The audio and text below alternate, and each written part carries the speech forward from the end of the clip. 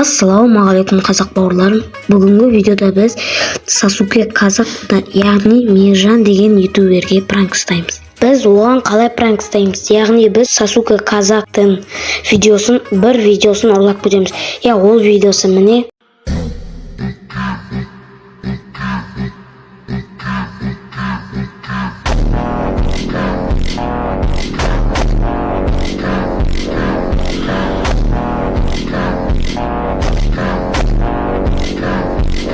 Міне біз осы видеосын ұрлап ютубқа салып қоямыз.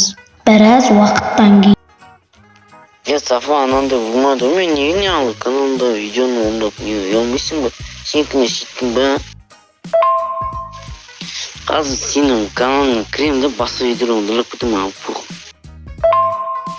Ұялмайсың ба? Менікіні алып, мен ана қиналып кем ойланып, организациясын ойланып кем видеоны ойластырып, фотоны аздетіп, не істейтін адамның несін еңбегі.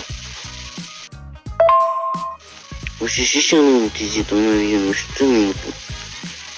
Мен ойлайды ғой, сенікін ойладың ғой сөйтіп. Сафа ана тездетіп, өшір ана видеоны бар ғой, тездетіп үшттіні. Сафа сосын өзіңді хейтер болып түсінді, мен видеоны ұрлап алып істеп. Міне осылай Мейіржан деген маған осылай ашуланды, мені видео ұрлап өзінің каналыма салып қойғаннан кейін. Және сосын мен Мейіржанға пранк екенін айтып кешірім сұрадым. Ал ол болса мені кешірген жоқ, тек жіберген хатымды оқыды. Сосын Мейіржан мені артынан кешірді.